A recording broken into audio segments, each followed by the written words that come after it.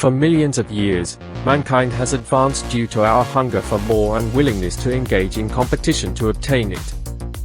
Indeed, many individuals die in battles, but many people also think that conflicts spur creativity. In truth, since the days of sticks and stones, we've advanced significantly, creating real flying automobiles, drones, and jet-powered planes. Extreme circumstances call for exceptional action. Urgency and inventiveness are at an all-time high during times of war. The military's choice of vehicle is widely acknowledged to have a significant impact on how a battle plays out, which helps to explain the significant resources put into their development. Humans have developed many lethal and impenetrable vehicles in our effort to survive and triumph, but things don't always go as planned. We'll examine some of the most bizarre automobiles ever created and put into use in this article. The Kettenrad, which was created in Nazi Germany, is neither a tank nor a genuine motorcycle. It is built like a tricycle but has more wheels than most vehicles. It can fit 2 extra troops in addition to the driver. It could go across terrains like marshes and bogs that would be challenging to pass without its many wheels, since they spread the weight of the vehicle over a larger area. Because to its excellent off-roading ability and simple maintenance requirements, it was used along the Soviet-German front. The KV-1 proved to be effective during the Finnish-Soviet conflict, but it was soon realized that a more potent gun was needed. The KV-2 chassis was based on the KV-1, however a massive M1938 howitzer was used in lieu of the main cannon. 3 DT machine guns were also installed aboard the truck. When it was used in large numbers in the early years of World War II, the KV-2 was virtually impervious to direct fire from all weapons other than high-velocity ones at terrifyingly close range. The Germans wanted to disable the KV-2 by hitting its tracks and wheels, forcing the crew to flee, but this strategy did not always succeed. The Sims Motor War Vehicle was the first armored vehicle designed specifically for battle. That could thus seem strange by today's standards. Yet, it was a revolution at the time, because cars before the Sims Motor Combat Car could not even be considered to be automobiles, much less be used as war machines. It was created in 1899, at 6 mm of armor, and could move at a speed of about 9 miles per hour thanks to a 4-cylinder, 3.3-liter engine. It was built by the Standard Motor Corporation at Lord Beaverbrook's request, therefore, Standard Beaverette. It was designed by Beaverbrook as an armored Home Guard personnel van to protect aircraft factories. British soldier Charles Hannaway said in his book that, only a politician could conjure up such an asinine machine. Midway during World War II, the Irish Defence Force acquired 30 of these light armoured vehicles to supplement its insufficient armoured vehicle stock. These vehicles looked to be perfect for the narrow streets of Ireland. It was quite difficult for the troops to manage the Beaverette since it was too big to handle.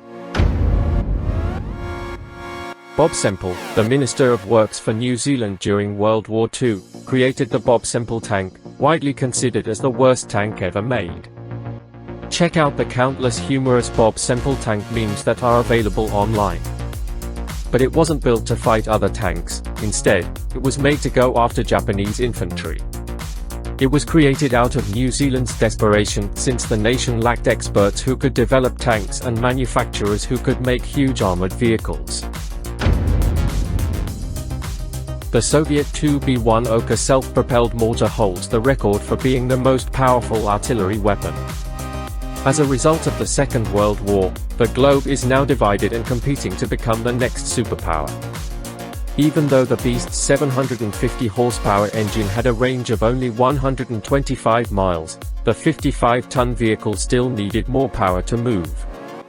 The Soviet Army finally gave it up because to its heavy weight, poor rate of fire, and sluggish speed. The Vespa 150 TAP was a typical Vespa scooter with a 75mm Mk20 recoilless rifle mounted on the rear and a 150 cubic centimeters engine. It was created with deployment in mind during the 1950s Algerian War. They could be dropped behind enemy lines thanks to their small size, which could be placed into shipping containers. Due to the enemy guerrillas' unpredictable appearance, especially in distant places, the TAP's quick mobility made it the ideal anti-guerrilla weapon. The weapon was incredibly potent, with a range of 6,400 meters and the capacity to pierce armor up to 100 millimeters thick. According to legend, the Krupp Kugelpanzer, sometimes referred to as the rolling tank, was a one-man exploration vehicle. It was powered by a single-cylinder two-stroke motor and had only 5 millimeters of armor at its thickest point, making it ineffective for carrying out attacks. Although the majority of experts consider it to be a reconnaissance device, it may have been a successful technique for the army to advance during World War II by opening a corridor across no land. The tank's armor was adequate to both clear the path and cope with all the obstacles in front of it while also protecting the soldiers from machine gun fire. It was recently rebuilt after being constructed in the 1970s by a group of Soviet scientists. In contrast to other tanks, this one does not have wheels. Instead, it moves over land, sand, snow, marshes, and even water using a system of screws. Its performance on the road was its one shortcoming. With an absurd peak speed of 4 miles per hour on land and 30 miles per hour in wetlands, as well as very loud noise levels that practically begged the opponent to attack.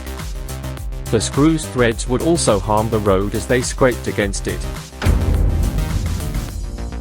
In essence, the Progrev T was a MiG-15 jet engine mounted on a T-54 chassis.